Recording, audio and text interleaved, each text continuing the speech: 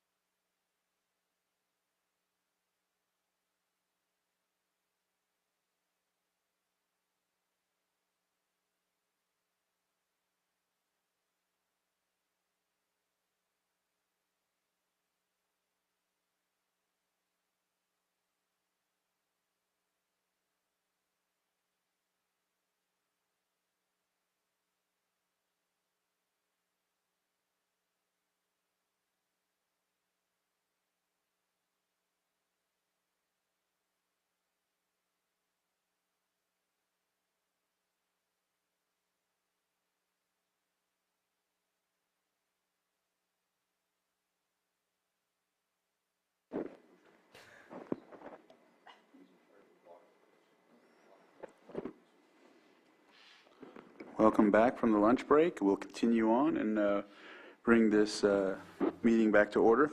We're going to move on to our 7.9, which is a consideration of request by the Clear Lake Oaks Keys Property Owners Association for a waiver of fees for an aquatic weed herbicide treatment permit. We have Director Scott DeLeon here from the Water Resources Director that will go ahead and give the floor to you. And I have a couple things that I'll help with once you go ahead and start. So. Great. Thank you. Good afternoon, board. Folks from the Clear Lake Keys, thank you all for being here. As the memo stated, the Clear Lake Keys Property Owners Association has applied for a aquatic weed treatment permit. These permits are part of a process that we have to follow, Water Resources follows, with our permit with the state of California for the NPDES program. So we have an annual permit with the state. One of the conditions of our permit with the state is that we permit aquatic weed spray in the lake. So this is part of our weed spray program. Today's, and I'm sure you're going to hear a lot of details about their proposed project. It's a large project. It's basically the treatment of their entire key network. They have a sizable area, and our permit fee is based on a 1 cent per square foot of treatment area. So when you take the total acreage that is intended to be sprayed, and I need to point out something that I think is kind of important to show that we're trying to work with the contractor and with the Keys folks to minimize the fee. We've done a rough calculation and been working with the contractor to come up with just the area of primrose that needs to be sprayed that's in the water. We aren't counting the primrose that's going to be treated that's on dry land. So the low lake level is actually really helping them in that it's reduced the total area that we would be subject to for this fee. I'd like to point out that the permit fees that we charge go to the program to pay for staff to do water quality testing. We have to do 3 tests wherever we're doing a test at a spray site. We have to test before they spray, while they're spraying, and then we test again after they spray. The test samples are sent to a lab where a series of tests are performed. The tests cost about $300 per sample. So whenever we choose to pick a site and have it sampled, it's at least $900 or around $900 worth of testing for the pre, during, and post spray test. We use these test results as part of our annual report that we have to give back to the state, again, as part of our permit. And these fees that we charge for weed spray permits pay for our permit with the state. They pay for, again, all of our staff time and all of our lab time. As the director, I don't have the authority to waive fees, and so I told the Clear Lake Keys Property Owners Association that I would bring this item to your board for your consideration. I'll be happy to answer any questions regarding our weed spray program, the costs of it. All of my fiscal staff is either on vacation or CPR training. So I have some information regarding the costs of our program from our budget from that we prepared for this year. So if you want to ask any questions about costs and those types of things, I do have those numbers. And with that, I'll be happy to answer any questions and certainly entertain any suggestions that you might have. Thank you, Scott. I have a couple things that I'll show, but first we'll go with the questions from the board, and then I'll show if there's any questions right now. I want to see more. Okay, so what I'll do is first I'll just kind of give a kind of brief synopsis of what I've been part of this so far. I met with the Keys POA, I want to say a couple months back. And they showed me and we've all seen it when you drive by the Keys, is the Primrose situation. It's really infested in those channels. It's also in different areas. I know it's around the Lucerne Harbor. It's in Rodman Slough. All sorts of shores along the lake. I know it's there. And so one of the things that they've been asking is to ensure that they want to eradicate it. It's affecting their homes. It's affecting the channels. And so they showed me that and wanted to work with the county on how they can get it done. I'm glad that you were able to talk with them and work and bring this forward. I will show a map real quick just to, if I could share my screen, Matthew or anyone, I'll go ahead and offer that first. And we'll look at this parcel viewer that I have here, and then I'll show a brief video. It's a 4-minute video. If you look right here, you'll see the Highway 20 that runs along the normal area right here. That's the highway. And so if you look here, there's the North Shore Fire Department. This channel right behind apparently is basically the state's property, what we hold it in trust, if that makes sense. So they as the POA they added that into their scope of work to conduct. And from what I understand, 20 to 30% is either county or other properties that aren't theirs, but they're concerned about it because the worry that it'll keep progressing without eradicating the whole amount or treating the whole amount or whatever the proper word for it on that. So just wanted to show that. I'll briefly show the video as well. Let me see if I can get to it. There it is. And then bam, and then I will, oops, I gotta go here first. Okay, and then share screen one more time. There it is.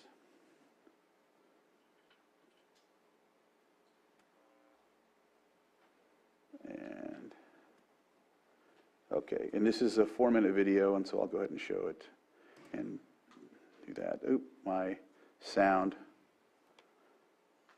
is not. You might need to unmute yourself. Yeah.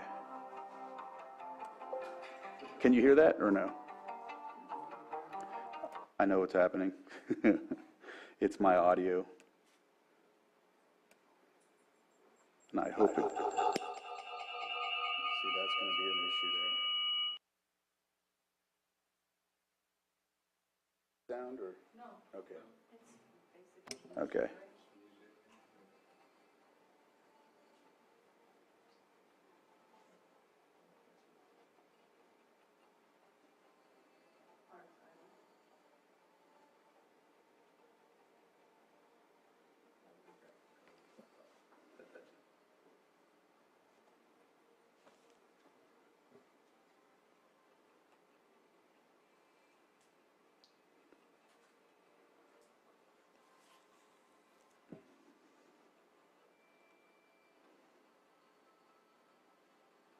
can I make a comment?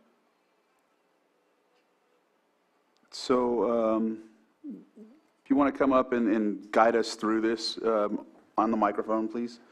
Thank you. Yeah. So basically what you're looking at is Shoreview, and this is part of the state of California's property in trust with Lake County. So my problem is we want to spray that, but we don't have the funds to spray somebody else's property. This doesn't belong to us, but we have to eradicate it. This is where we need help. So we're going down to Stubbs Island. Pretty much everything on the right doesn't belong to the Keys, but we need to spray this. And we're asking for help, any help we can receive, funding, any other resources, guidance. We need help to eradicate this. If you look at this slide right here, it's almost extending all the way across the channel. So it's blocking our channel. And right now it probably is. This was 2 months ago. So if you look at this, and there's a sailboat, you'll see more of this devastation going down. So it's not our property to spray, but in order to eliminate it, to get rid of it, we need to spray the whole thing. And that's going to take our funding from the POA to spray somebody else's property. We really don't have the funds or the money to do this, so we're reaching out, trying to figure out what we can do. And this is part of the process of the waiver of the permit fee. But it's also part of trying to figure out how to manage this. This property right here, this is this Keys POA property? Part of it. Okay. If it's on Highway 20, is that Highway 20? Right. So I wasn't watching. Pretty much everything on the right side belongs to somebody else. Everything on the left belongs to us. It's splitting our channels. Can we just let him, Yeah, so here. let Ed speak, please? So the boat ramp right here, we used to be able to launch boats there. And if you went out there and stood in that right now, it would come up to my chest. That's how high it is.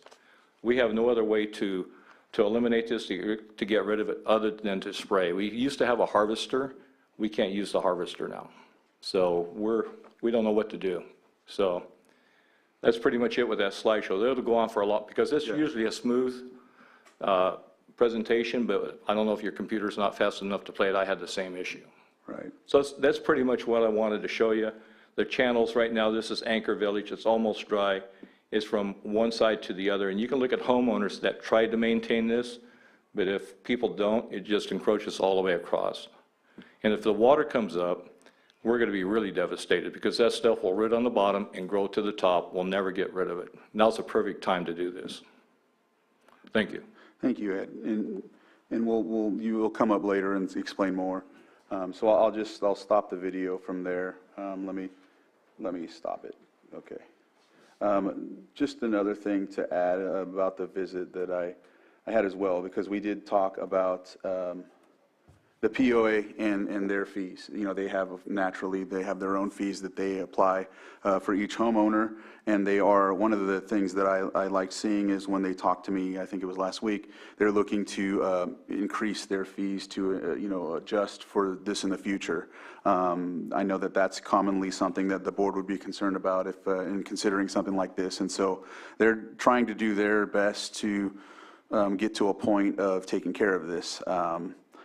They've been calling different agencies, different people that are in the state assembly and Senate and whatnot. They've been reaching out to them, but at the same time, we're here where we're at, and I appreciate the work that Ed's been doing. He's been really consistent with me and trying to get this done. I know that they are looking at trying to do it this year. They want to do it this year. They're hoping that whatever comes out of this meeting, they can get moving on this situation and problem. So I'll leave it at that. I don't know if there's anything else you wanted to add, or we can just go into questions and then allow the public to speak if that's where we're at there.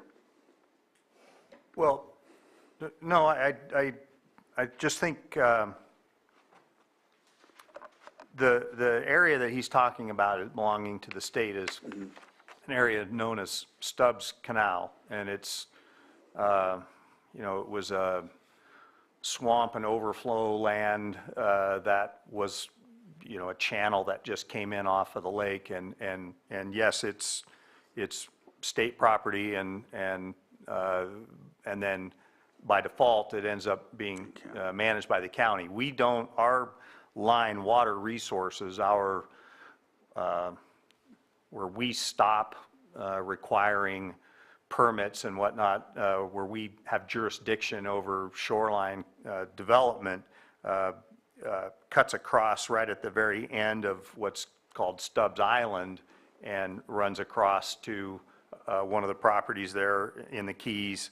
And so everything landward of that line into the Stubbs Canal, we don't maintain, we don't have any jurisdiction with respect to docks and piers and those types of things.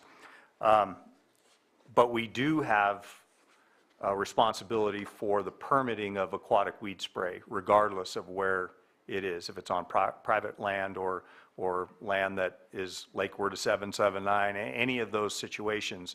If it's in the water, we have the responsibility of permitting that to comply, again, to comply with the permit that we have with the state, we as the Watershed Protection District. So while, yes, there is a channel there that is state land and then, you know, by default given to the county, there's a lot of other channels in there that belong to the Keys. And again, we've really tried to work with them to only treat or only charge for the area that is in the water. And you know, that video was taken, what, 2 months ago. The water levels dropped. I don't know how long ago their proposal is from their consultant, but about the only thing that I can do at this point is re-look at, has that area that is in the water been reduced by the lowering lake level? And if that's the case, and we can do less testing, I'll be happy to consider that as well. But that's about the only thing I can do at this point. Supervisor Sabatier? So I have a couple of questions. Just to go back over that state portion of it, we're the ones who are to maintain those areas for the state, right? Yes, I mean, it's state lands, and if you recall, the state gave the county the responsibility Right. of maintaining that, so. Is there a possibility, and I'm guessing, and I could be wrong, that the HOA is a nonprofit? Yes. Is it possible to have an MOU between ourselves and a nonprofit for a combined project, and then the testing and all that comes from our area? So it's not like a gift of, we would be doing the project anyways, potentially on that state area, and that you say you only need one site from for the testing rather than multiple sites from multiple areas. Would that help to reduce where it's not seen as a gift of public funds, where we're just combining two different jurisdictional projects into one? I defer. Ms. Grant? It is possible.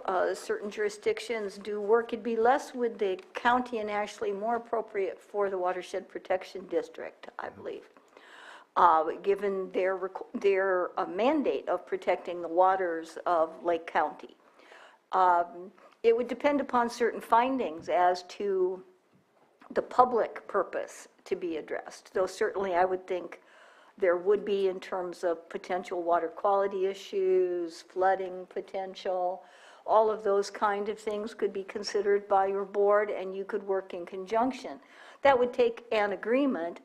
You also may want to consider contacting the state, the State Parks Division of Boating and Waterways. They should be involved in this too if it's state property, and they already have programs that are clearing this out when it's aquatic primrose. So is it possible to devise an agreement? Yes. It would require, again, a public-private partnership with everyone doing something. And the only other remaining issue is the existing ordinance, which doesn't really leave a lot of room for this. So your board may want to fashion it if you want to consider something like that as a pilot program to give time for the ordinance to catch up with what you might implement permanently.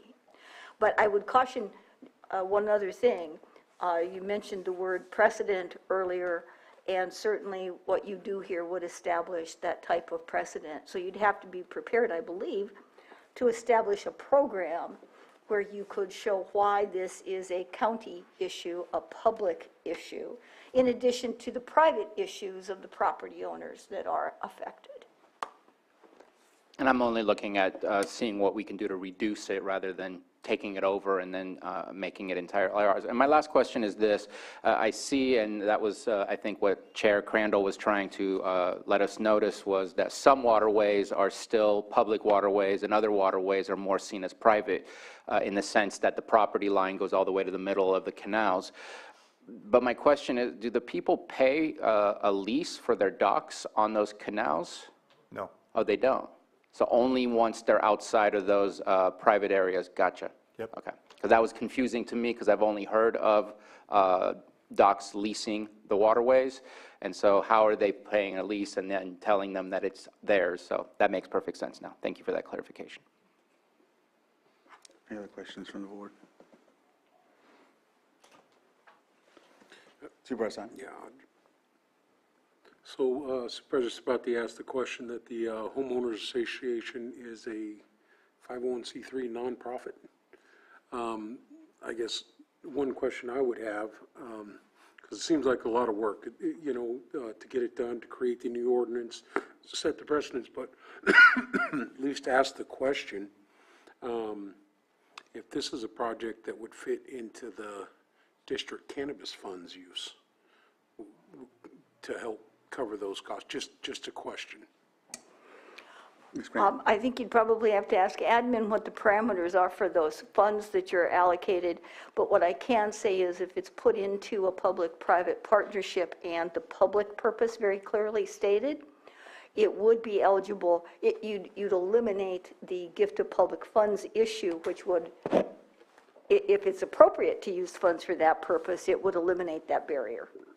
And I probably just complicated it, but I just wanted to ask that question because, I thought all the suggestions were good. We want to try and do what we can to work together in each district, so that's a question I have. No, thank you for that question. Yeah. Susan, did you have a? Oh, okay. So we can, when Stephen comes aboard, he'll answer. Okay, that. all right. I mean, that's one of the main ones. I think some of the suggestions that were made are challenging. Really the one that gets you setting the precedents is the long-term concern on something like this, and those discretionary funds. If it could be done that way. I mean, if you have spent that on cameras or other things, as long as it's county or community benefit, I'd even be willing to work with you on that with some of my funds. So, gone by there, obviously not my district, would spend a lot of time driving around the county and everything, and have definitely seen as the channel just is filling up. I think that one that we're talking about right by 20 is completely dry now, right? I'm guessing. It looks dry. I haven't pulled over and taken a look at it, but just looking at those things. And so anyway, I'm trying to find a solution and not putting the pressure on you, obviously, because there are only certain things that you can do. I appreciate the directors bringing the conversation for the supervisor in that district, but trying to find a solution here is sometimes challenging, but I want to offer that. So if we can do something, I want to. I appreciate the opportunity, too, to go back and reevaluate the proposal. Maybe that's an opportunity. Instead of 13, it's 9.5. I keep just throwing a number out there, just saying reduces that footprint of it. So, but I got my one question. I'm waiting to see if we can get an answer for it. So I'll let him answer, and then I'll go right to Jessica. Oh, he's already. So Stephen, if you could answer that, and also I'll just throw another one in there just briefly, is during the budgets I talked about royalties, and I know that I assumed it was in a specific district or whatnot, but this does, I don't know, and maybe you can help with this, does it, and I know it's written in this letter that was given to us as well, does it affect the invasive species type of qualification for that as well, or you just putting that out there so that the question's answered as well, because it was in here, this letter, so. But first, I think we'll address Supervisor Simons. And the question was whether we could use cannabis funds or not. That would be allowable as long as you just have to look at those funds. They still have to meet, since those are discretionary county funds, they still can't be a gift of public funds. So as long as we can prove that it is not a gift of public funds and utilize government funds properly, yes, that is funding source available.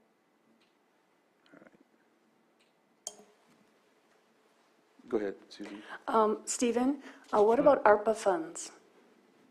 So if they are a 501(c), the ARPA can transfer funds to those kind of organizations.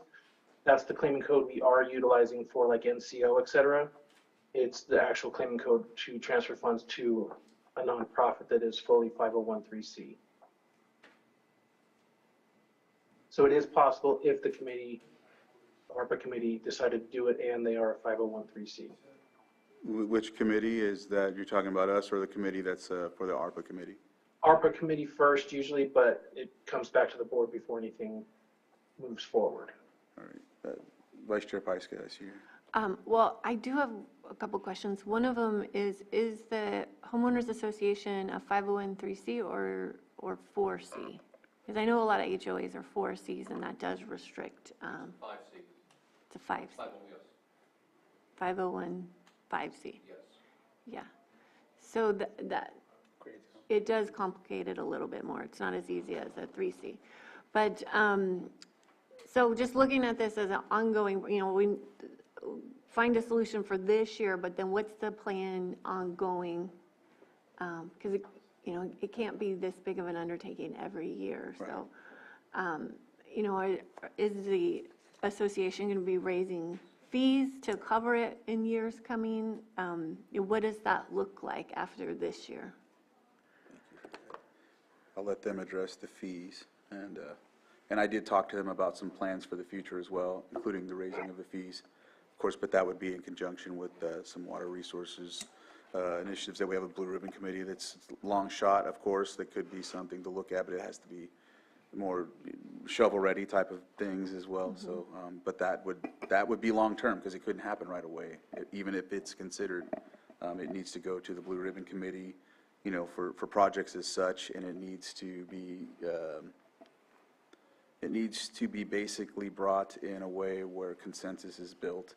So it takes like a peer review process, but at the same time, things like this have been pushed through those as well. With the Blue Ribbon, would it be lake-wide, like anywhere there's primrose? I know that infestation? it could either be that or Anita, I see you looking, so I want to make sure I'm not going. Oh, no, it's just a question of you're going to have to decide before you implement for one grouping what you want this to be, because that's where the fairness will lie.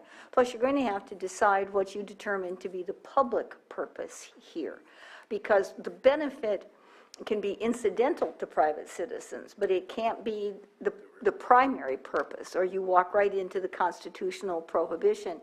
And of course, the people who live in this area and the homeowners association will have to figure out exactly what their contribution is going to be, because a partnership means everybody contributes if you're going to attempt to do it this way. So there's still a lot of moving parts that would have to go to this, but as I said, I think it's probably better suited for watershed protection given their mandate. But of course, that's completely up to you. But you can't really adequately legislate group by group by group. You have to think of the issue you're trying to combat and legislate for that. Just real quick, Scott, and I don't know if there's someone that can, you probably can answer this, but if there isn't, maybe someone can. But let's say hypothetically that we can't get to it this year. It's in the channels still, and then water raises, and hoping that we get the rain that we need. And then boats are coming out of the channel during that time frame, And does it spread? Does the Primrose spread from that point? So like, could it be spread when folks go out on their boats to different areas? Could it attach to the boat and go to a different area? Does that make sense? Yeah, it's my understanding that Primrose does spread through fragmentation. Okay. So, yes, it could be, it could be something that if it's stuck to the side of the boat or it's in the propeller and it goes out in the lake and the boater gets it off of the propeller, either by diving in and removing it or backing up and removing the weeds, then yes, it could spread. I just had that question. Thank you for answering that. And I see Supervisor Sabatier, you have your pen up, so I'll go ahead. Well, Supervisor Simon said he might have complicated it, and I think I might complicate it some more. I was seeing this as a unique situation in the sense that it's in the water, it's an extension of the lake, but after listening to the conversation, we've had a previous conversation about other HOAs and trees. This is kind of a similar situation where it's on private property, and if we open the door here, then we have to open the door, not have to, but it potentially has to open the door to something else that I'm not sure that we have the capacity to be able to do. But on the other hand, what Chair Crandall brought up, what would we do if there was mussels out there? What would be our efforts? Because, yeah, it does proliferate out into the lake. I mean, if we don't stop it growing here, eventually it'll stuff up the channels coming off the lake and grow into the lake and eventually continue growing and growing because it has room to grow. What would be our position if it was mussels instead that were found in one of the arms but on private property? Eventually, that also has the potential to proliferate and impact a lot of other things. So I just, that's what's in my mind is obviously we need to be cautious in how we move forward. I think this is a necessary thing for us to look at and figure out, because I know when speaking with a lot of the fishing tournaments, there's some Airbnbs in there that anglers rent and go out, and that's part of our economy. By stuffing this up, it kind of prohibits that a little bit. Difficult. But my question again, what would we do if it was mussels? Is there a plan, or we don't know it where, depending on where it starts, what we would do?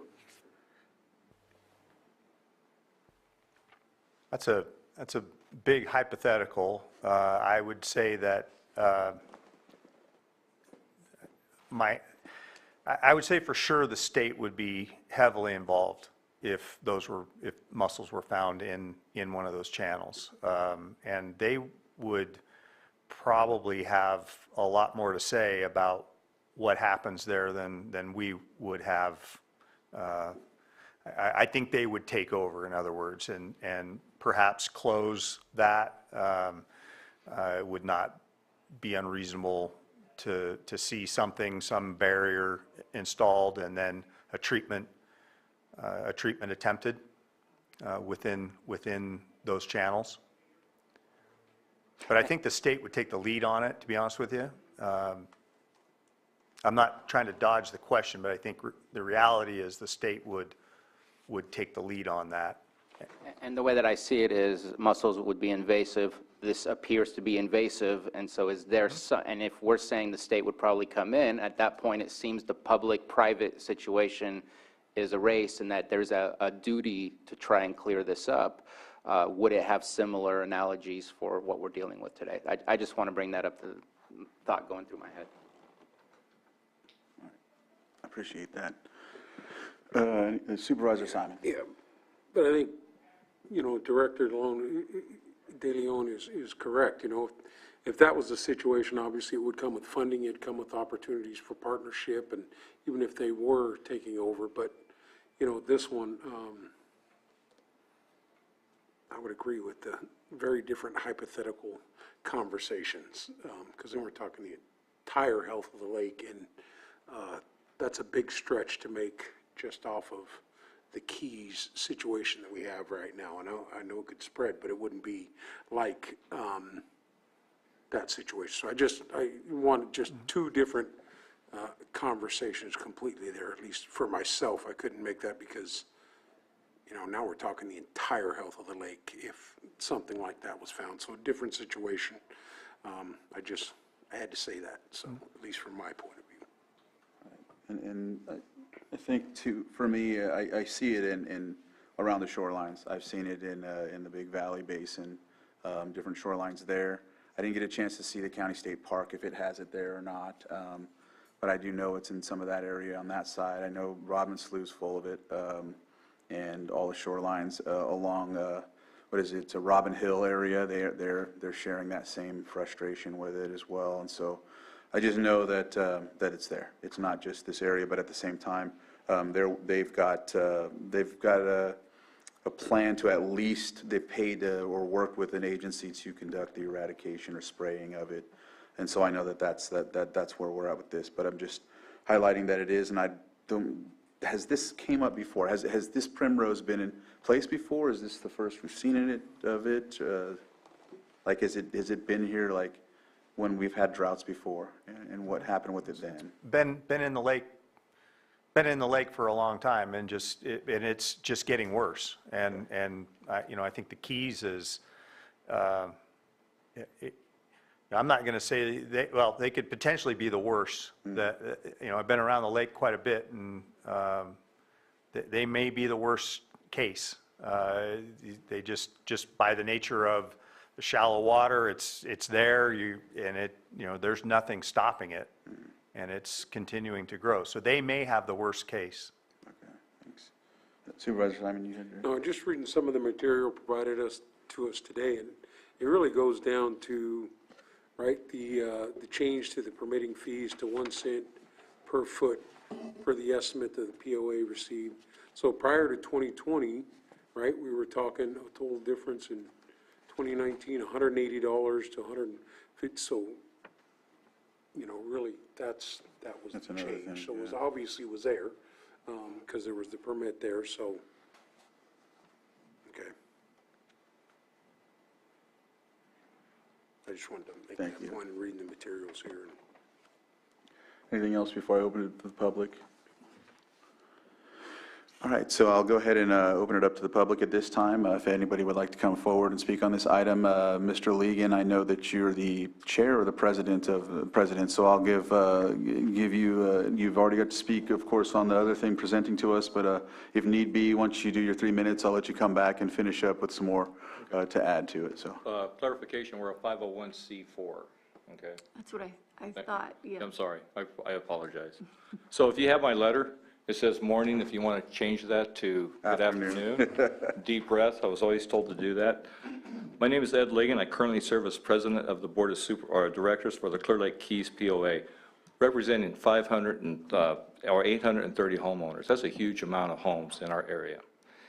The Keys are being destroyed, and the invasive water primrose is decimating the lake.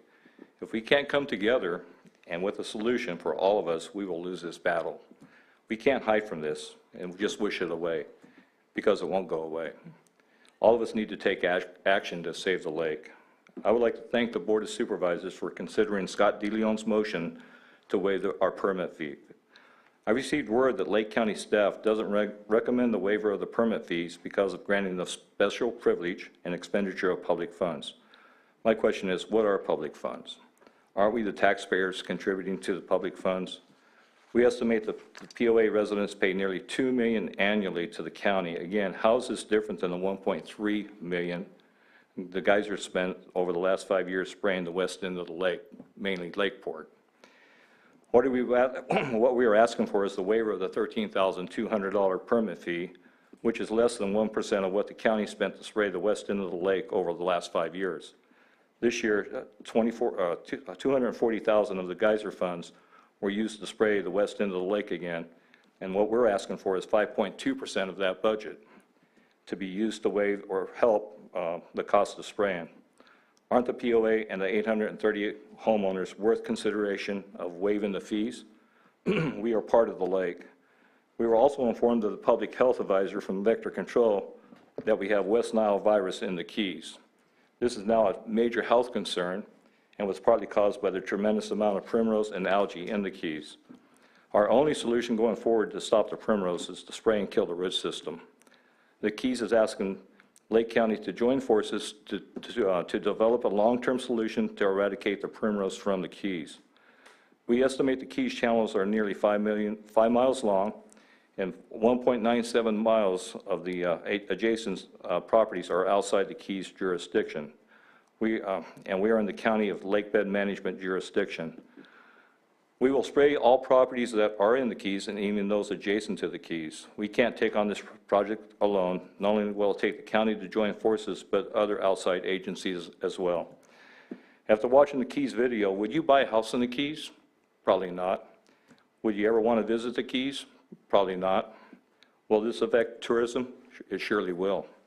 This will become an issue not only affecting the Keys, but the economics of the entire county. In conclusion, we're going to try and do what we can alone, but we're asking Lake County for assistance. This isn't only a Keys issue, but it's also a lake issue. Please consider waiving the permit fee. Join the forces to restore Clear Lake Oaks Keys to the original beauty. To us, this is paradise. Thank you.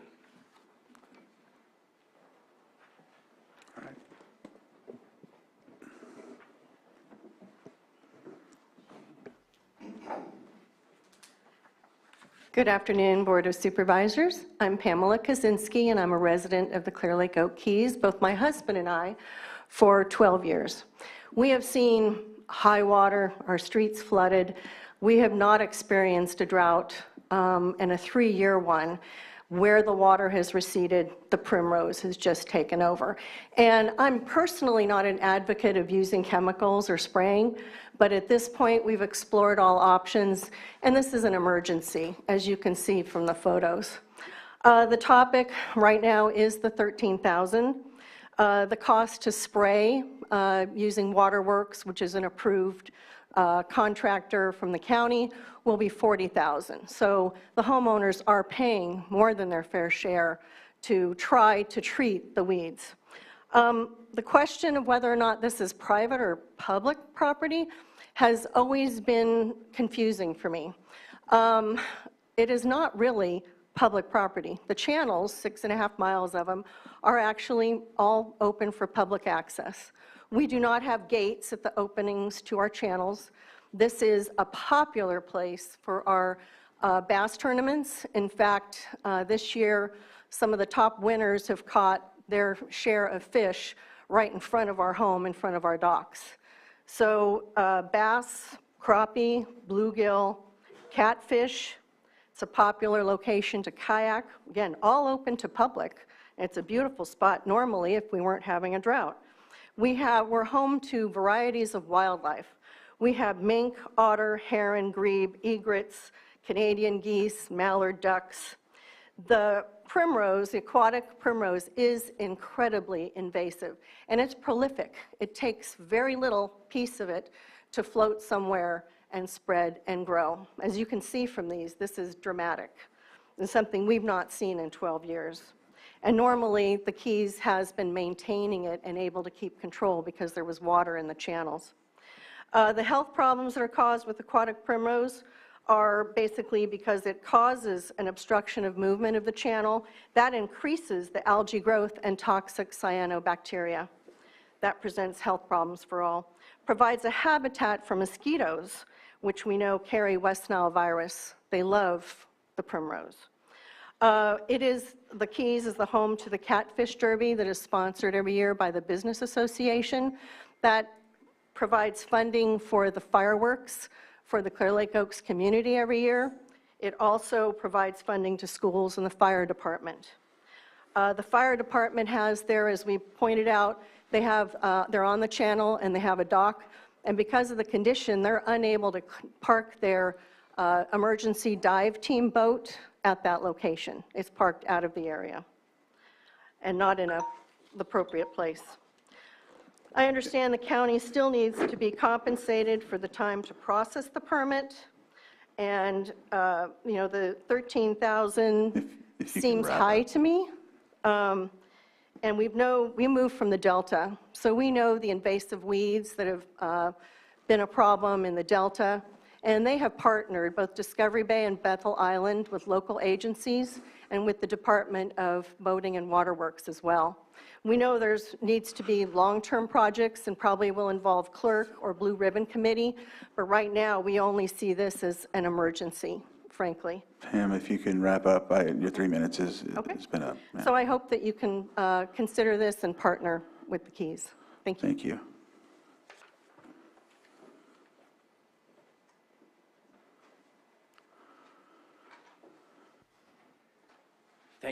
Thank you, Board of Supervisors, for allowing me the time to... What's your name, sir?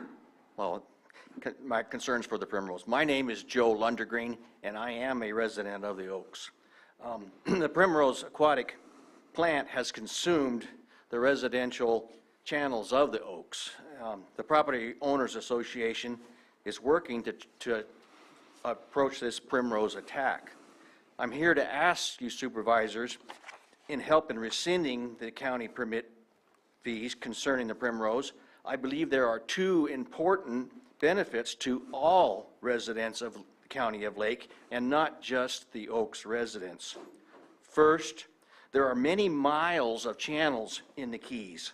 The channels are loaded with biodiversity.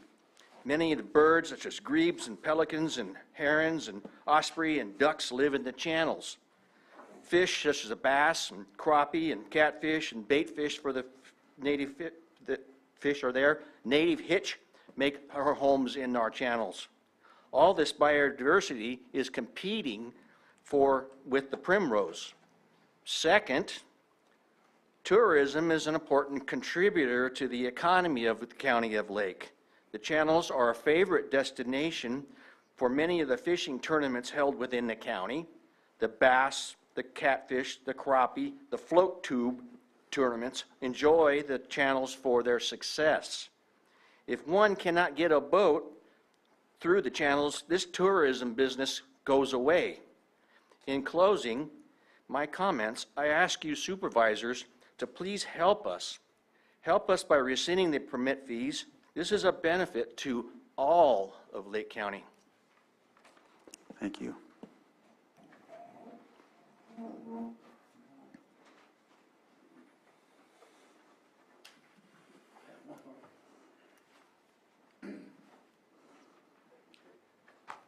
Yes, my name is Sam Boucher, and I live in the Clear Lake Oaks Keys. Yes, and I would ask that you waive that penalty too, mainly so that we can do something immediately. The partnership, I'd really like to hear you. I was glad to hear you guys say that because to me it is a lake-wide problem. It's not a Keys problem. It's a lake-wide problem. We could, so it's beneficial to everybody to take care of the problem as quick as possible. The guiding light is the Delta. They started the same program 7 or 8 years ago, and it is ongoing today as we speak, with spraying every year. The initial eradication took a couple years to clear the marinas and the rest of that, because they even had the shipping channels blocked. But the California State Parks Department has a division called Boating and Waterways. And that Boating and Waterways is managing and financing the spraying effort there. And as far as I know, the property owners, which the Delta is largely private property, but the canals, I mean the sloughs are waterways, and a very similar situation is in the Keys. And I don't see the eradication of an invasive weed being the homeowner's financial responsibility, nor the county's. I think the value is, as the lady spoke, is getting the state involved also in a partnership and providing the funds that they can also tap from the feds. Spreading it out a little more and solving a public, it would be nice for the public to be able to enjoy the waterways. And they have been open since the quays were first built. The quays have always been open, all the canals been open to boating and fishing. And it made, a lot of it was made use of. The county, I think, is presently involved with a spraying plan that's been going on for 5 or 6 years. Sir, if you can wrap up, your 3 minutes is up, so if you can come into a closing point. Okay, just a quick wrap up. The geyser fund generates somewhere around $3 million. Sir, if you can just completely come to an end. You've expended your 3 minutes. Okay. Yeah. Okay, the Oaks contributes somewhere around 10 to 15 to 20% of the effluent that the county gets from the royalties back from the geyser. Okay. So we are already a partner. Sir, thank you. So it's important, because I don't want to give someone more time that someone else didn't have the time to allow. So from here forward, I mean, just a reminder, please just come to an ending point, not try to bring up another point and go forward. Go ahead, sir. I'll talk fast. My name's Fred Kaczynski. You've heard from my wife, Pamela, earlier. We've been property owners in the Keys for 12 years. I retired 4 years ago, and we're full-time residents now. Our house is directly across from the point of M&M campgrounds, and in the 4 years that I've been here, that campground, that portion of the Keys is just becoming overwhelmed with the primrose. My concern is not only just for the Keys, but for the condition of the entire lake. So if the Keys is not allowed to spray this year, that primrose from the point at the campground is going to move around, and it will definitely be in the lake shortly. We went away on a vacation for 2 weeks, came back, and I couldn't believe how fast the primrose had already spread in that channel across from us. Time is critical with this weed. I am really enthused with what I'm hearing about partnerships and stuff, but I see the way government moves. And if we don't do something this year, by the end of this year, that weed will definitely be into the main part of Clear Lake. And once it gets there, as been stated, once it wraps around a prop, a boat, whatever, it will be more weed in the lake than any of us will be able to control. So, as I say, time is critical. It grows fast. I hope the county takes it into consideration. We have the money to spray, but that 13,000 plus is kind of putting us over the edge. And by the time y'all get together and regroup and decide, is it going to be part of waterways, it's going to be this, it could be possibly too late to really get a handle on this weed, where we could do it now with the money we have. So really what we're asking for is just relief. We need some type of relief with that $13,000, either a full let it go or a partial, whatever it is. Without that relief, the Oaks will not, the POA will not be able to spray, and that weed will definitely be into the main lake, probably within the beginning of next year, which is only a few months away. So I hope you all consider doing something with this fee. We as a group are willing to spend our portion of the money to get the program started, and hopefully in the future, y'all could get together and through waterways, the state, come up with a cohesive game plan where we all could work together and eradicate this weed before it really becomes something we can't control. Thank you. Thank you. All right.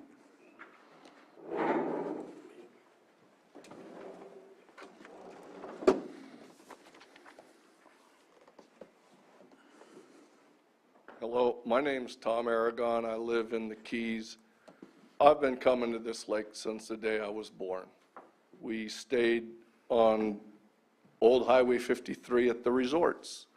20 years ago, a little over, we moved to the Keys.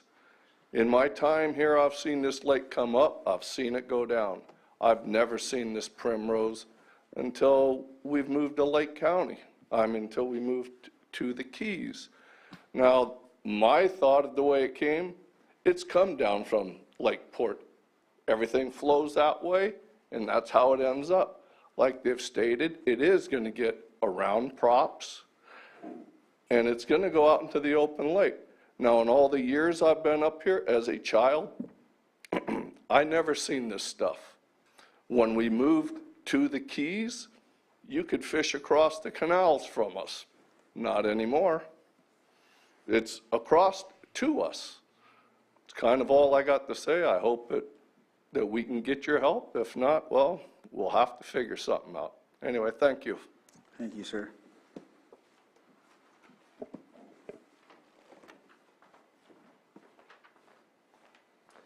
Good afternoon.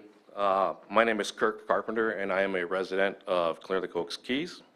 Although I've only resided here within the past year, it breaks my heart to see the conditions the Keys are in today.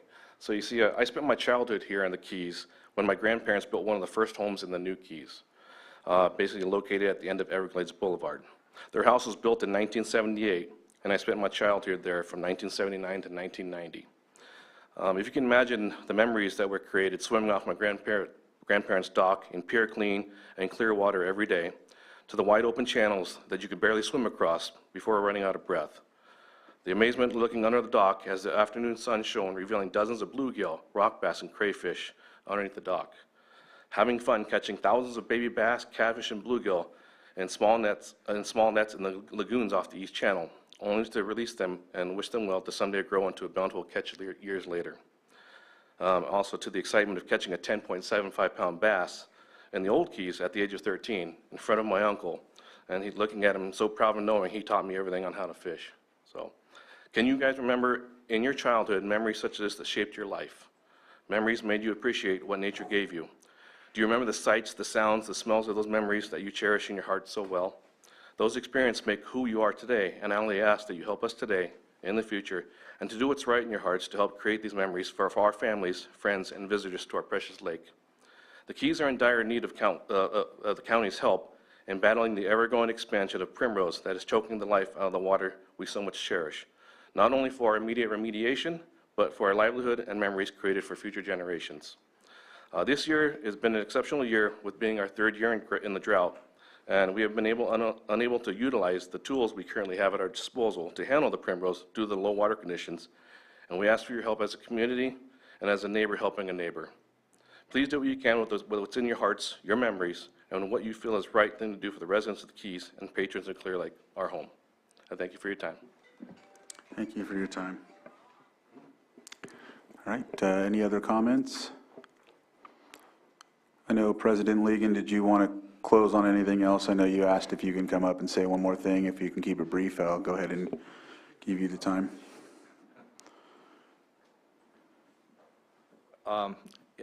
Any questions from the board? Or Scott or anybody? What we're trying to do? Okay, we want to make, this is a long-term project for the Keys that we're trying to do. It's not just spraying one time. This is going to take multiple years. It's going to take partnerships with the county, other agencies to do this, to go forward. Again, we can't do this on our own. It'll never happen. We're raising our fees to the max of the homeowners right now, trying to do that. That's something, we're even doing special district funding. We're looking at any option we can. And without your help, we can't go forward. It just isn't going to work. We have enough to do a spray this year with a waiver of the fee, and maybe next year we can gain some more resources. But we do have enough funding maybe to go and do it next year with what we have. But we need multiple years to spray, multiple times. We need to eradicate this. The other thing that was brought up was M&M Campground. it's going to go around that corner. But the problem with that portion of the lake doesn't belong to us. We can't go spray it. We don't have the funding to go out there and spray private property. It's going to go around the corner. Some of this is already broken off. It's already out in the lake itself. It's going to root in the lake itself, and pretty soon this is going to expand just like it did in the Keys. It's going to become uncontrollable.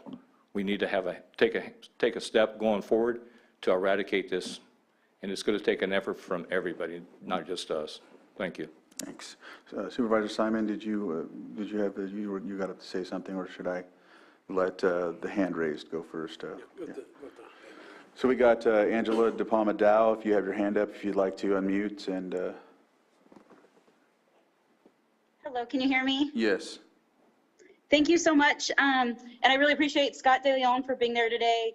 This is a program that I manage. My name is Angela De Palma Dow. I am the Invasive Species Program Coordinator, and I'm sorry I can't be there today. But I just had 4 points for your board to consider. And I really value the time that the citizens of the POA have spent today coming in, and I've talked with some of them, and I just really value you guys are engaged, and you're very enthusiastic, and I really appreciate it, and thank you for coming today. This is an issue that's really important, and I've been out in the Keys several times. It is a problem. The creeping water primrose is around the whole entire lake already, in a lot of coves. I can think of about 4 other associations that have come to me this year with problems with primrose creeping across their entire dry channel. It is the end of the season, so any herbicide treatment that's applied right now is actually not going to be as effective as it would be. So it would be better use of funds and time to apply early next year, and it'll be more effective. Otherwise, you're going to be spending money, both the POA's money, the county money, without as much benefit as you would see if it was earlier in the season. Sorry about that. I do acknowledge we need a long-term plan for primrose. I am starting that. The drought has sped up that process and needs. But this will also set a precedent, as you mentioned earlier. Like I said, I had 4 other POAs or cove associations that are on channels that have primrose, and they would also probably be coming before the board at some point and asking for fee waivers to help them handle their primrose problem also. So I do have plans to go before the Blue Ribbon Committee and ask for a lake-wide primrose management assistance implementation plan. Supervisor Crandall was there at our last large Blue Ribbon Committee where we did talk about the issue in Rodman Slough. That's also a big issue there. So I am aware of it. And again, I just really appreciate everybody's time coming today and talking about this topic. And thank you again, Director Scott De Leon. And if anybody has questions, they can email me.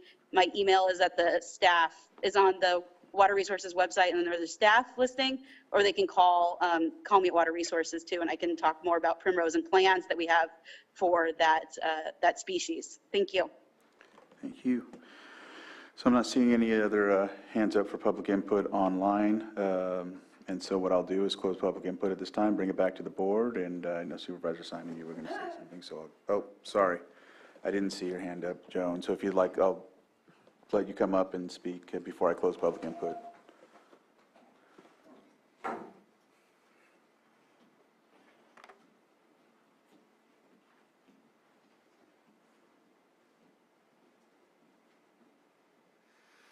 My name is Joan. I have a lot of respect for everybody here. You've done a lot of study on this, but sometimes I get creative. Why not call code enforcement and call it a nuisance and abate it? And then the other thing is Calpine. I really like that gentleman's idea because they contribute the effluent that keeps the steam wells going and producing steam to make electricity. A letter to the Calpine wouldn't hurt. A letter of request for help and get a scientist to study it. And then also the federal EPA. There's cyanobacteria there. It's very close to the toxic waste site. Ask the federal government if they can help. I mean, let's get creative. That's what I thought. I'm not being facetious. I'm just, like I do, I think outside the box sometimes. Thanks a lot.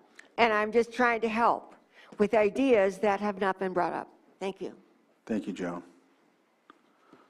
All right, so from there, I'll close public input, bring it back to the board. Go ahead, Supervisor Simon, and then I know you had a statement to make earlier. Yeah, just thinking things through here. You know, I appreciated Angela getting on and looking at a long-term plan for this. And, you know, that's always how we have to look at things. So it sounds like some of those conversations are already happening. They'll come back hopefully before next year, and we can go from there. So I think what's being asked today is a partnership, and it sounds like the county is already taking some of those initial steps to look at this as a long-term issue for our lake. At least that's what I heard from Angela. Everybody can correct me if I'm wrong on that. So that's one part of the partnership. I think another request on the partnership, which I've already heard from Director De Leon, is maybe to look at the current proposal that was done and seeing if there can be a reduction there. I don't know, you know, if that's possible, but I think that's a good concept. I also like to hear from the POA saying, hey, we think we have enough for this year and next year, which gives us a little time to work on this. But the one real clarification question I have for this is, it was brought up earlier, I wasn't even thinking about this, the Catfish Derby. Who puts on the Catfish Derby? CLOGBA, Clear Lake Oaks Glenhaven Business Association. Okay, and so that goes, so would that's in this area, correct? Right, it is. It's for... So I know they give money to the fire departments. I heard they give scholarships, right? Were those some of the things that were brought up? I really see this as a great opportunity for that fundraiser, you know, because and correct me if I'm wrong, but did we support that this year? Did that come through here? And I think we supported the chamber one. The chamber one, right. But there's an opportunity, right, obviously, to do that from our committee. That's under the Fish and Wildlife Committee, where, you know, so I'm trying to put things together here instead of creating new opportunities. So it sounds like that could be an avenue. I mean, scholarship's very important. I'm not trying to take away from anything from the fire department and other stuff like this, but when you think about it, the fishing tournaments has been a big conversation today. That Catfish Derby, if this could be added in there for the aquatic weed opportunities to keep that open for time memoriam while we're doing it.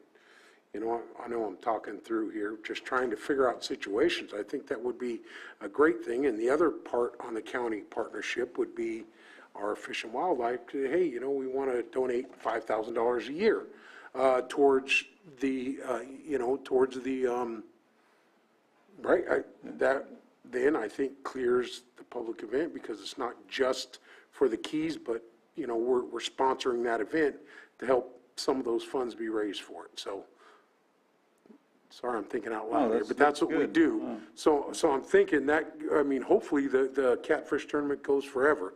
I know during the pandemic, we had to close it down, but looking at those opportunities, because I know you guys, the POA has asked for happening now. The reality is, I think, I can't get there today, but it sounds like some funds are there, and we're willing to work in that partnership to try and help ease the costs on that, to hopefully get to the 2 years of the funds that you currently have, and in that meantime, be working on other options. Those are my thoughts on the thought process today. Instead of creating all these other opportunities, because it is going to be a big conversation. If Angela can be successful with the Blue Ribbon Committee and other things, then we're looking at a long-term revenue stream. But we have something in our hands right now, which it seems like the Catfish Derby could be an opportunity if all partnership agencies could work together. And the thoughts would be from the county input would be, hey, we would look to maybe do those donations, you know, at least have the conversation, because I know we've done that for other fishing tournaments. So anyway.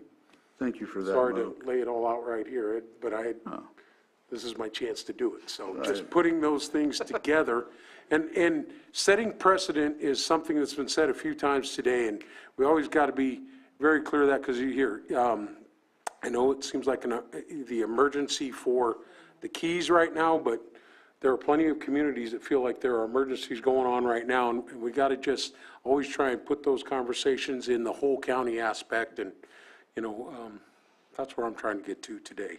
solutions, and I think we have the solution with the Catfish Derby and the fundraising and other opportunities if we can work together on that. I have seen in your paperwork, you have over 800 folks that pay into fees, and you guys are going to look. 900. 900 to try and make some changes maybe. I know that it also said that's very hard to do. Believe me, we know setting up here how hard it is to get everybody on the same page. So just talking out loud, but I think there's some opportunities there that we could look at. And just so you guys know that in the conversation today, it sounded like there are some funds to do some stuff this year, but I also heard it's not the time to do it right now.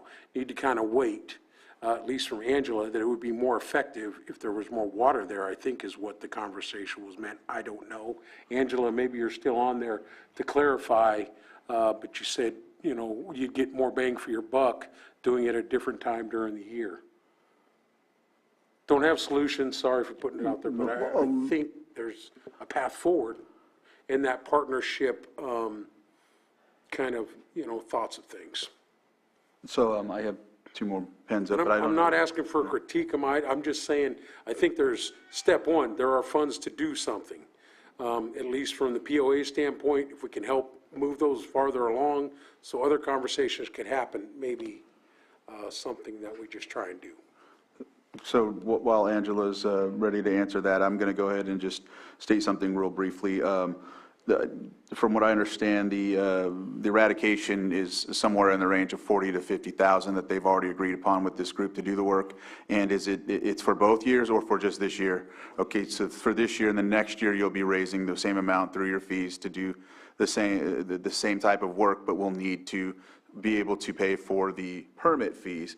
And so what I've talked to Ed about as well, and the group, is that this year is the biggest time that they would need assistance with any type of either waiver or from any type of fundraising source to cover those fees. Next year, they're hoping that their increase to the 900 homeowners would be able to suffice that temporarily for next year. That way, the long-term plan that was discussed earlier by Angela could cover or look in, because what happens is any type of project as such that goes to Blue Ribbon, next year would be the time to debate that and put it in front of the Blue Ribbon to be prepared for '24.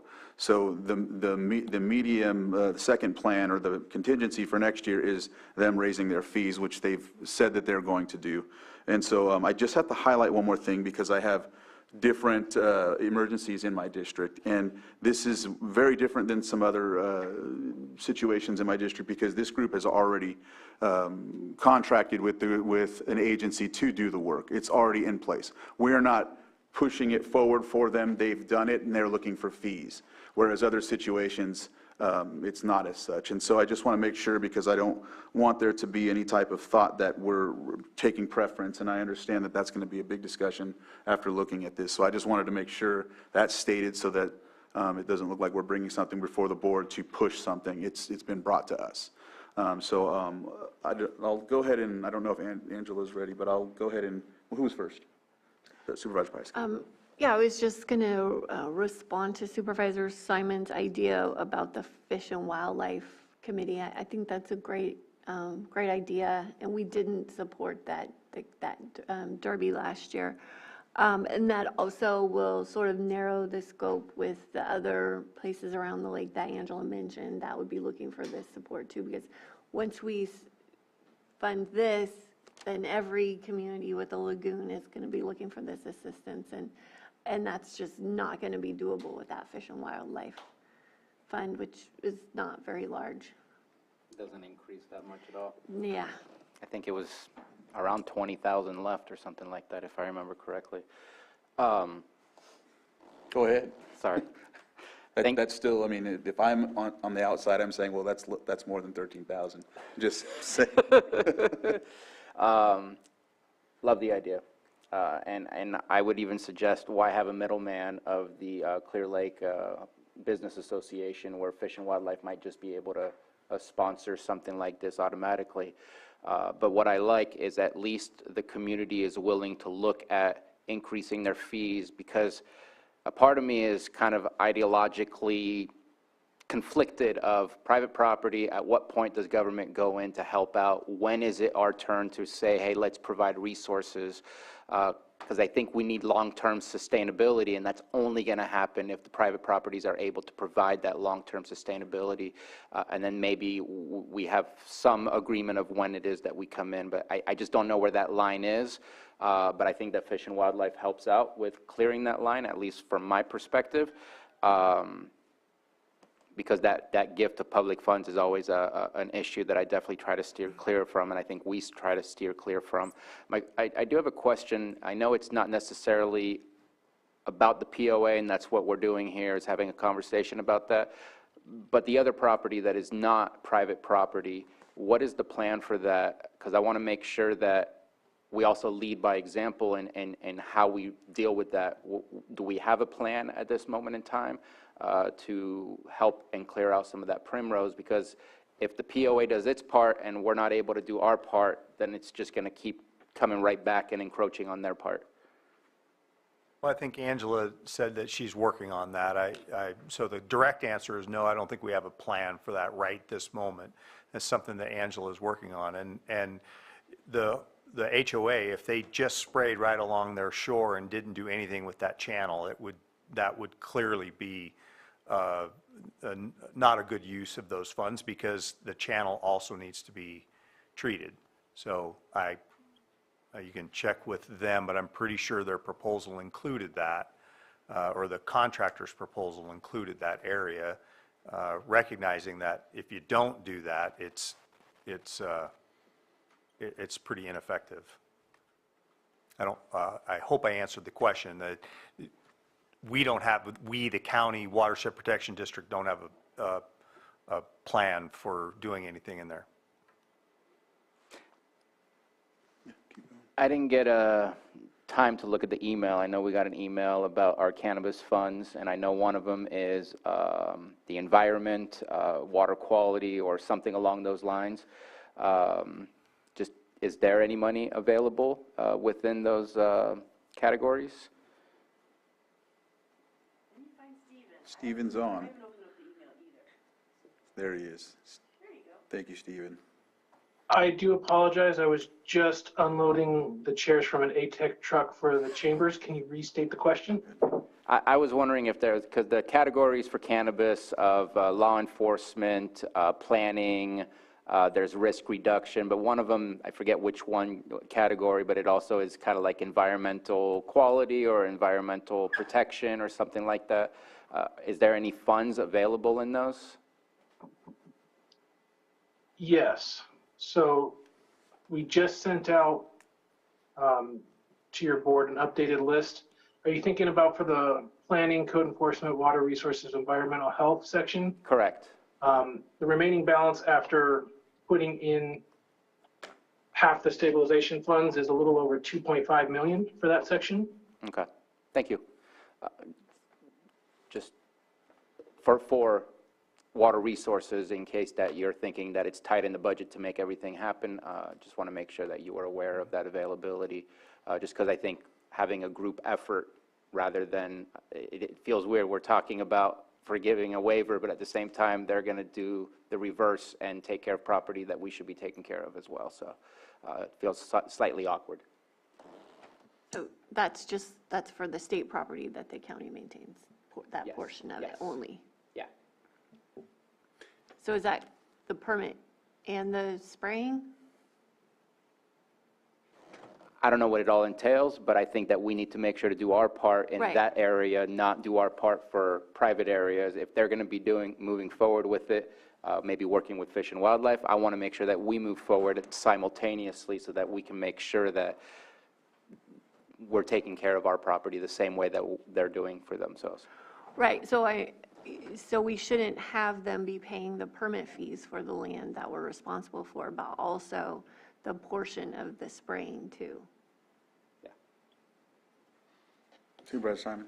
And more, just to add on to that, just making Scott aware and Angela aware that for the overall lake plan, that's where to pull that request. Okay, all right. Thank you very much. All right, and so, Angela, I don't know if you wanted to answer the question, I think that was posed earlier about the time frame that it needs to be sprayed. Even if they conduct the spray, because as scheduled and agreed upon, it would still make a difference, or it wouldn't make a difference, or I think that was what was stated, right? Yeah, this is Angela. There's 2 points to that. So it is the end of the season. Plants are senescing, they're dying back. That is what the primrose is doing. So they're not intaking, they're not eating food basically. So they're not conducting photosynthesis, they're not eating food. So they would not take the herbicide in as effectively as they would say in June or July. I believe primrose starts really growing around here, June, July. So that would be my recommendation for when they should target herbicide application to be as effective as the Keys want it to be, and as if you want to see a difference. The primrose is going to grow back next year. It's been dropping seeds all season.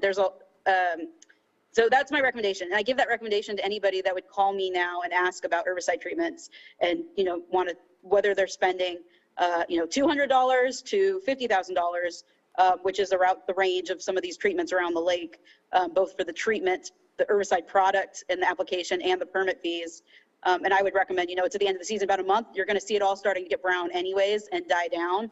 So is it really a good use of money right now to do a treatment, as opposed to putting all those funds together and booking that herbicide applicator company, Waterworks, making sure that you have them for next year in June when they would otherwise be very busy across the state and doing other projects, booking them and get them come in and do a spot treatment of primrose as soon as it starts growing. And the primrose will be over less area, and so it will cost them less money in treatment fees as well as less money in permit fees, and it'll be more effective because the plant's actively growing and taking the herbicide in, and it'll get more of the plant before it goes to seed, which will also help decrease the number. So it's just about working with the biology of the plant, the life history, to maximize the impacts. Otherwise, if you're not going to be doing a good use of your money, we're going through all this process, you're not going to see a difference. And then guess what? Next year, you're going to primrose growing back in all the same places that were treated. That's just my suggestion. That's what I recommend to anybody that calls my office this time of year and asks for a primrose treatment right now. So that was I think, a response for that question about the time of year. Yeah, that answers my question, so I heard it right then. Thank you, Angela. And Supervisor? I just want to follow up the question with what kind of timeline are we looking at for the effects to be seen of the spray? During the growing season, you can see plants start browning within a week to 2 weeks. So we have some county treatments we do with primrose, and there's also some other private properties that do primrose treatments, and you can see those impacts within a week to 2 weeks. The other thing that limits some of the treatment is dissolved oxygen in the water. The state of California, with our permit, will not allow herbicide treatments when the dissolved oxygen in the water is below 5 parts per million. This time of year, not only is it very hot, but a lot of other things are dying, like the algae and other plants that are in the water, and they're consuming oxygen. So you're seeing a decrease in oxygen throughout the water column. So Waterworks might not be able to treat all the areas of primrose right now this year. Again, the best time of year to do herbicide treatments when you have rich oxygen water and the plants are really taking in that herbicide is during June, July, the peak growing season. Vice Chair. So it sounds like we have time to bring this back, to develop a plan and work on this for late spring for treatment. I think according to Angela, yes. I don't know if the POA feels that way, but. Yeah, to be clear, that's our recommendation. Angela is she's the educated in this, but if the POA wants to pursue this and when they want to move forward, we're not going to tell them they can't spray. However, she did bring up a very good point that one of the tests that we do is prior to the spray application, and one of the things we're checking is for the dissolved oxygen. The contractor comes out and checks the dissolved oxygen. If it doesn't meet those minimum standards, then they won't be able to spray. So this is a challenging time of the year to be doing the herbicide application. But that's Angela's recommendation. It's totally up to the POA if they want to pursue it. But again, the conditions have to meet certain standards. I see. So you're saying that the recommendation from the Water Resources, according to Angela, is that the spray that's proposed to be conducted, it might not happen because of the tests that need to be done previous to.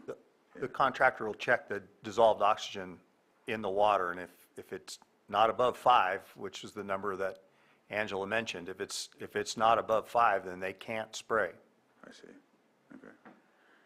And so, yeah, I guess that answers that. But I had another thing to say, but I forgot what it was. And even the Fish and Wildlife process, it doesn't take an eternity, but it does need to go through the Fish and Wildlife Advisory Board, be approved, and then it needs to come back to us because we're the ones who finally approve since it's in our budget. I did see, and I know I closed public input, but I did just want to mention that we did receive e-comments from Patricia Moore, Donna Michaelwitz, and Michael Herman. Ed Legan, obviously, he spoke here, but he also put one in too, and I'm trying to do a better job of announcing that we've had other public comments, so when it comes to e-comments. Angela, you have your hand up. We'll go ahead and go ahead. Thank you. Last thing, I am willing to work with the POA over the winter time and bring this item to the Fish and Wildlife Committee. I serve on that as representation of Water Resources, so I'm totally willing to sponsor this topic and item to that committee to try to get them some funds, and then also to work with them over the winter to make a plan for a comprehensive Primrose plan for the Keys. That is my job as invasive species coordinator for the county, and I'm willing and able and ready to do that with the POA because I understand this issue is very important and is having impacts to the whole community there. So I'm willing to do that over the winter. I just want them to know that and the board to know that also. Thank you. All right, so I think with that, there's a recommended action to be taken. One of the things I wanted to state was I know that there was discussion about an alternate plan to assist with funding, talking to Glogba, I think it is, who sponsors the fishing. That was brought up by you, right, Supervisor Simon, about the fish derby or whatever it was and working with Well, that. they brought it up. I was just going off the idea. They were talking about fundraising Right. for things in that area, and I think this is It's one of those things. And our part from the county side would be having that conversation with the Fish and Wildlife, which Angela says she's willing to have the conversation, and then it can come back here. Because we don't want to put, obviously, ourselves in a position, we've had a couple of these conversations recently about waiving fees, and I think we need to stay consistent. It's not an easy decision, but I think it's the right decision. Right. All right, so with that, Anita, how do we move forward when it comes to this? We have to address the recommended action.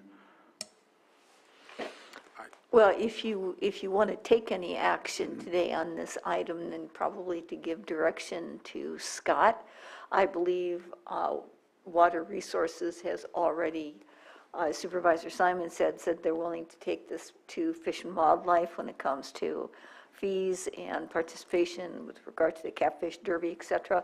So you can simply confirm that that's your intention and you want that to move forward. And any other direction you want to give to Scott at this point?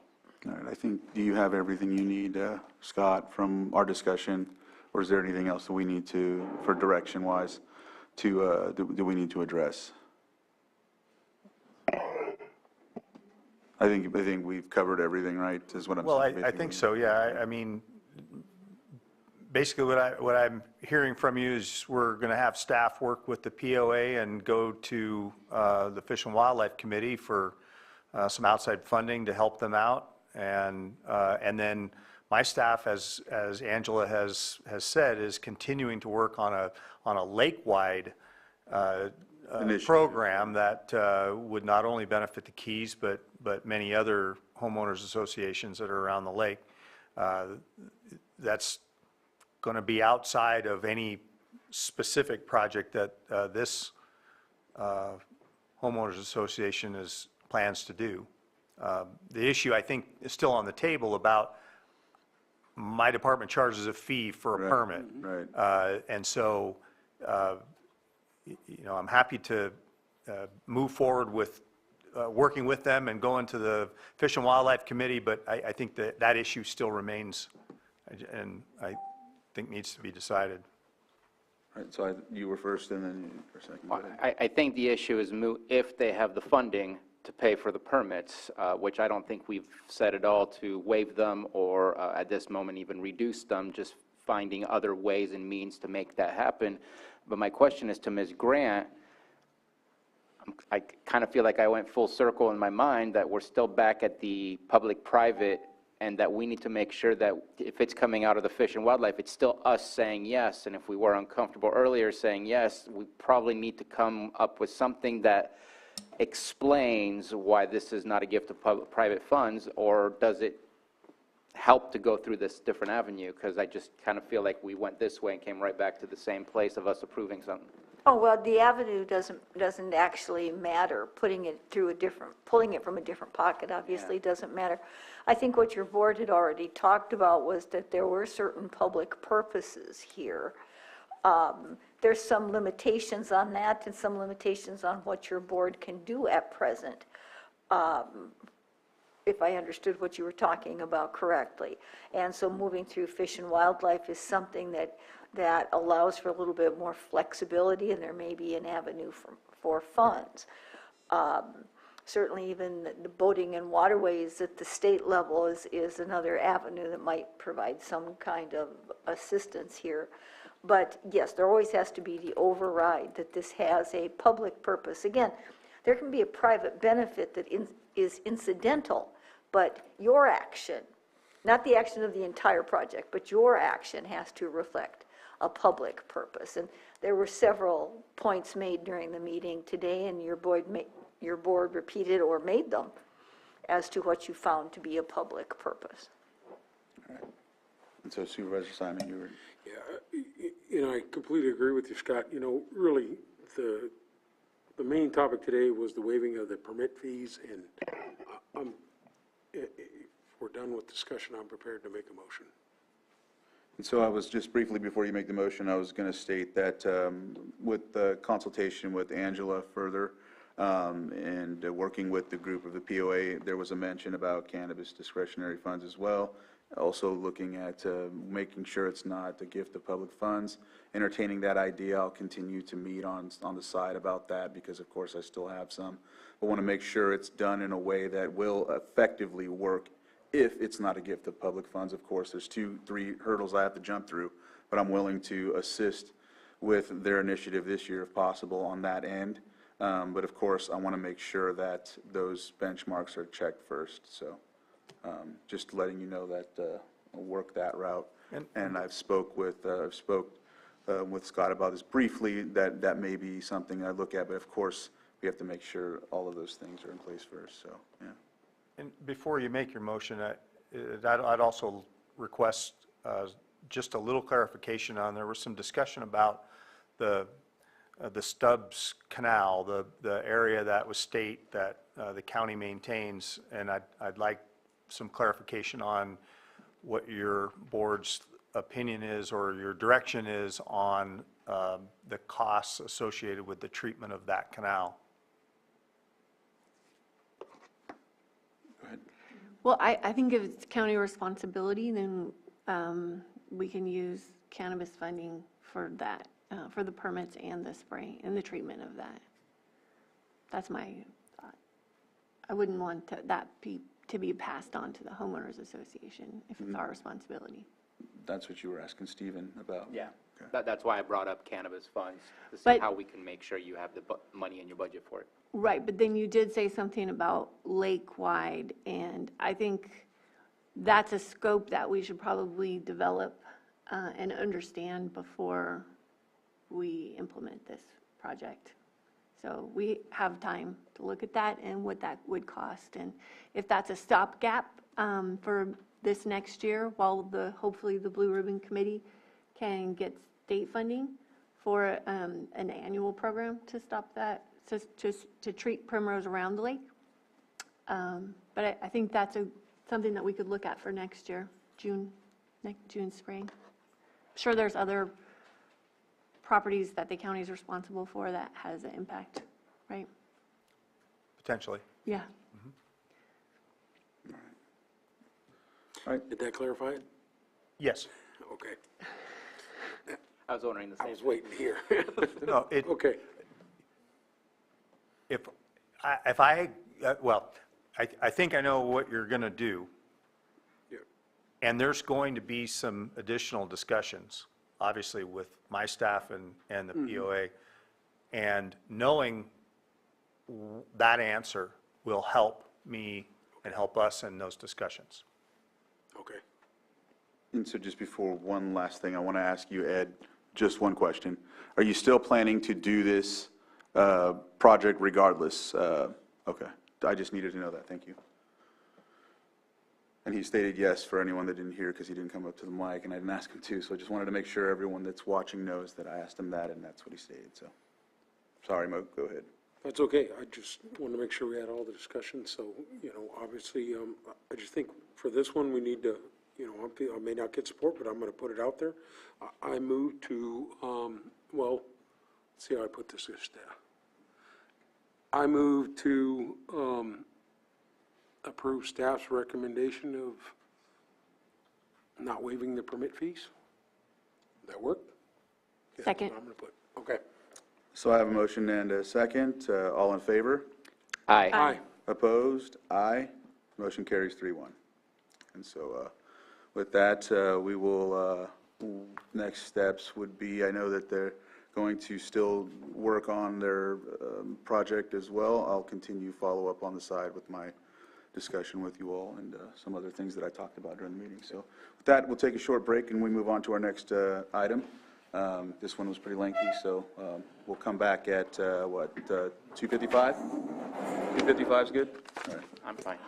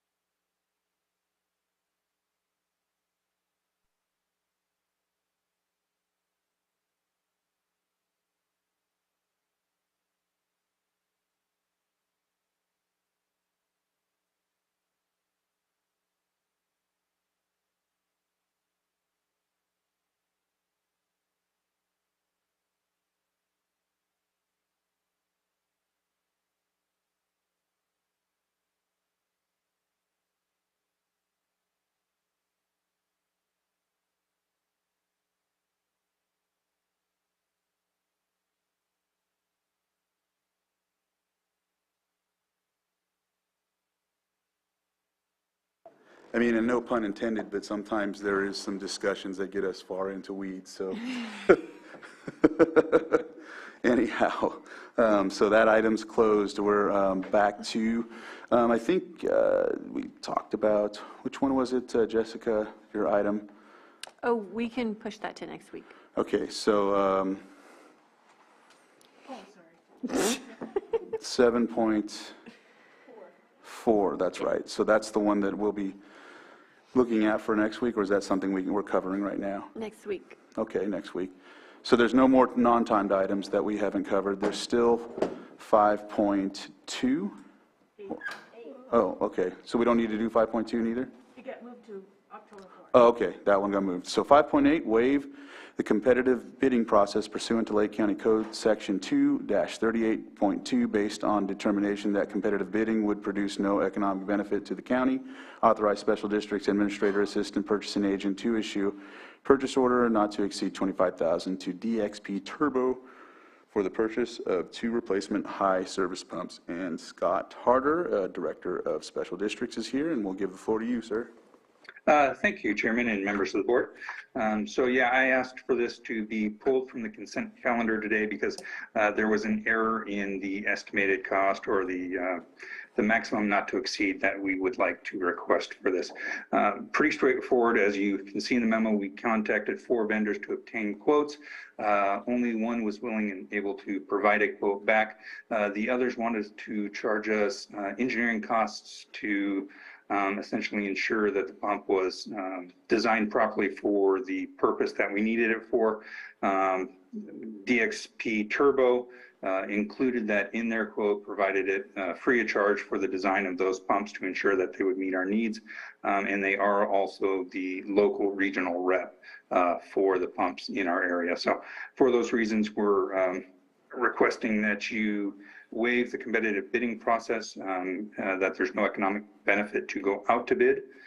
We tried, we're not successful, and but we do want to ask that the not to exceed amount be $35,000.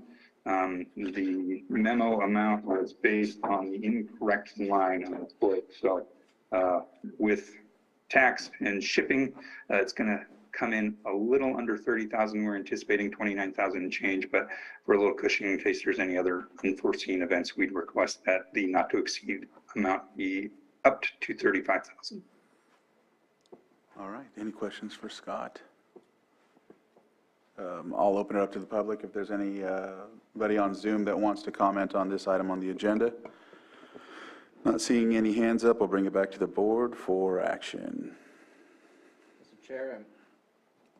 Mr. Chair, I move to waive the competitive bidding process pursuant to Lake County Code Section 2-38.2 based on a determination that competitive bidding would produce no economic benefit to the county, and authorize special districts administrator assistant purchasing agent to issue a purchase order not to exceed $35,000 to DXP Turbo for the purchase of 2 replacement high service pumps. Second. So I have a motion and a second. All in favor? Aye. Aye. Opposed? And motion carries. Thank you, Scott. Thank you. All right. Ready to do B? Oh, That was A and B. Oh, yep, was it? yeah. Okay. Okay. All right. So with that, I think that covers all of the pulled consent agenda items. It looks like all we have left is calendars. So who would like to go first? I'll go first. All right, Supervisor Simon. That's fine. Obviously, at the meeting yesterday, I did not attend there. You know, it'll be reported on the Risk Reduction Authority meeting. I have board meetings today. Wednesday, kind of have an open calendar, but there are a couple constituent issues that I have down in my district. I'm going to be reaching out to at least one constituent. I know that has also been reaching out to Supervisor Pyska. I will get a response back to my constituent on that. One other thing, I'd like to make an announcement that, as you guys know, that PG&E is doing undergrounding work in Lake County. They are going to be doing some flyover stuff. I just want to make an announcement out to the public that I was informed by Melinda Rivera that they will be doing some helicopter work over their lines in the South District. It'll be flying around. pretty sure it's the 28th, 29th this week. So in South County, you're going to be hearing a helicopter flying the lines as they're doing their work. Obviously, it's their responsibility to get this message out, but also mine too, because I'll be the ones getting the phone calls. So I just want to make that announcement that will be happening in the next couple of days. So I will field those calls, but I did want to make that announcement today that'll be happening in our area. Anytime helicopters flying around, questions come out. So it should be hopefully a blue helicopter. I'm not sure, but hopefully it's recognizable, which will make it a little bit easier conversation as we are having those conversations. On Friday, it looks like there have been some things added. I'm sorry if that's my phone. Yes, it is. Nope, not mine. Apologize. Another constituent that I need to follow up on a different issue, but a long-term issue. On Friday, there has been another meeting put together by the Lake County Risk Reduction Authority. I will be in attendance of that. I appreciate Supervisor Pasca covering me the last couple meetings, but I will be in attendance of that.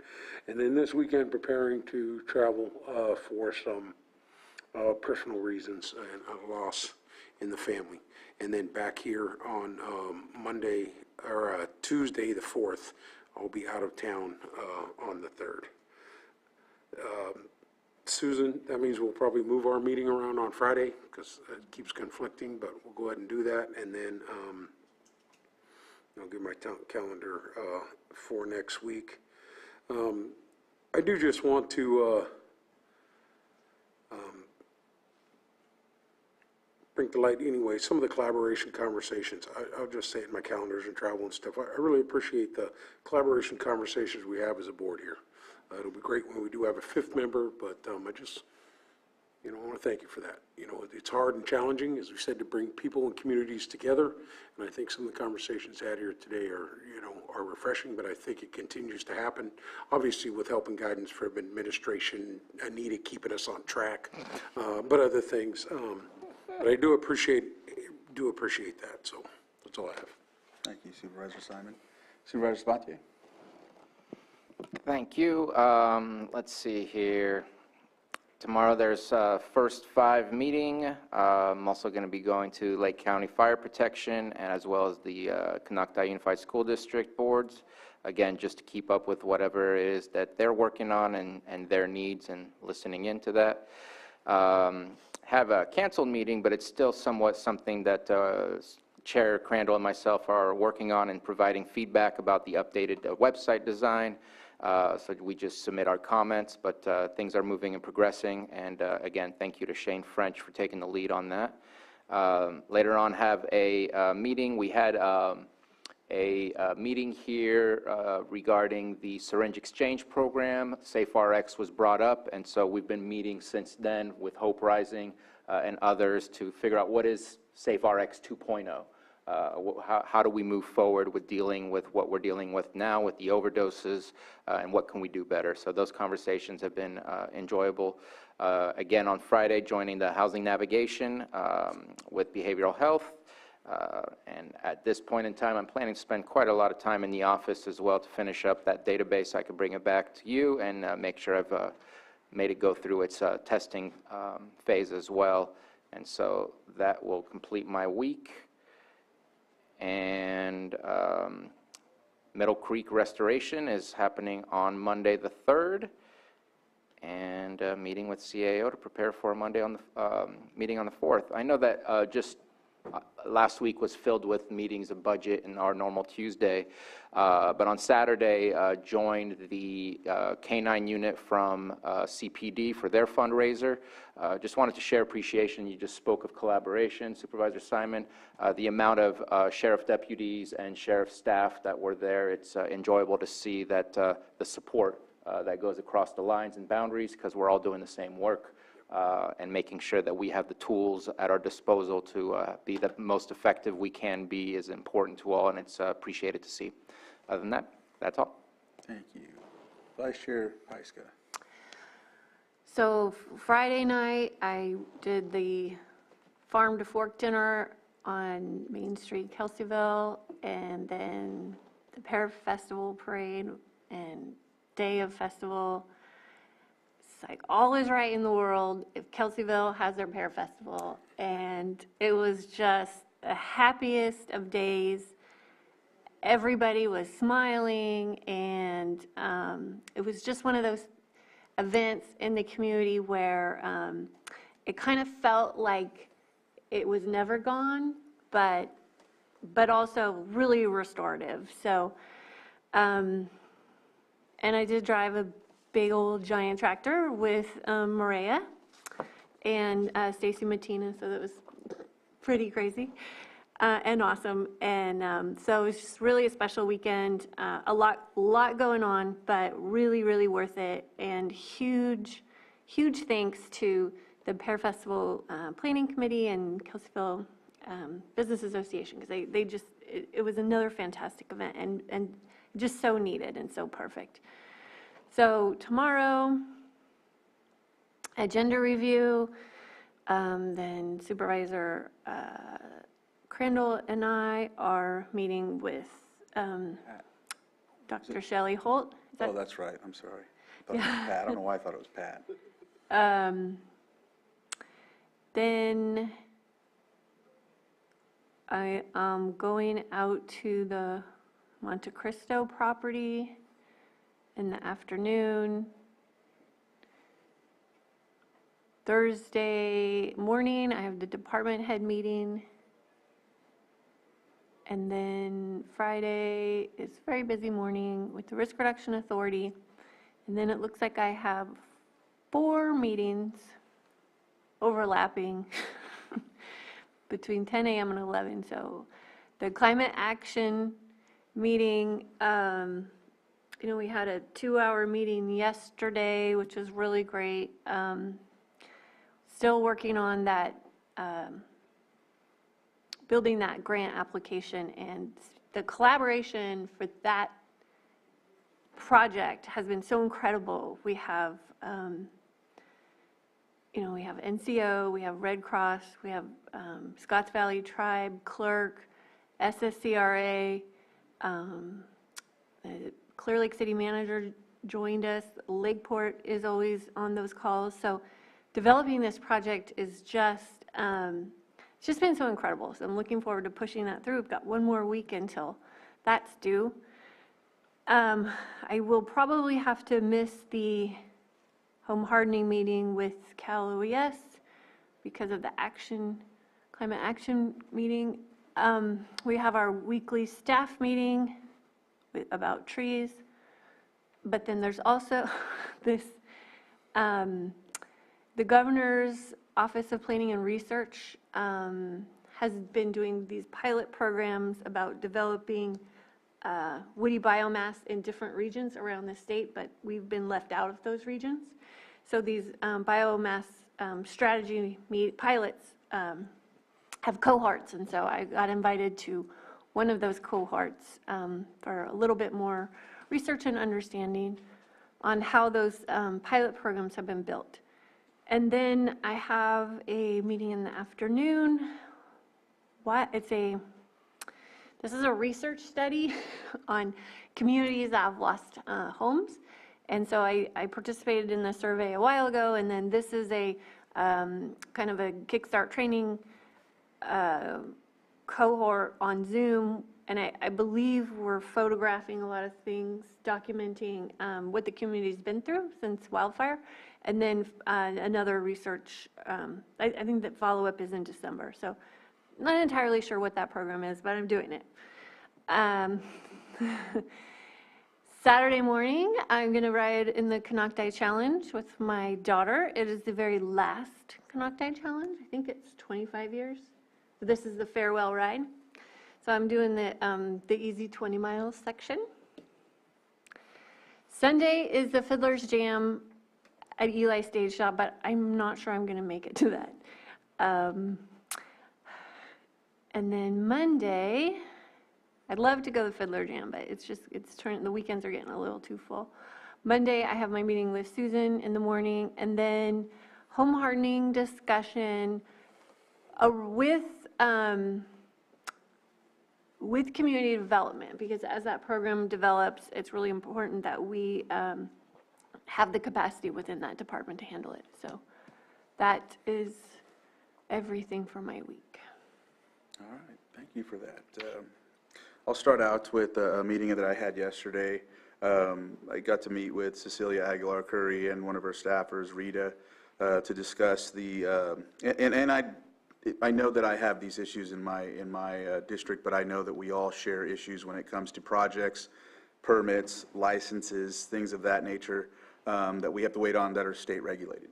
And so I was asking her, because of our situation, and I know this is commonly brought up in different, I know RCRC and other spots, but I just gave a scenario, and of course a lot of it was based around the situation that we've been having to talk about with Middle Creek Flood Project. And so on many occasions I mentioned that we're in a situation where we get something moving, we get to a position where a project may move forward, and then we lose the permit because of an emergency or just because it happens. We lose funding, we don't get the funding, something else takes place.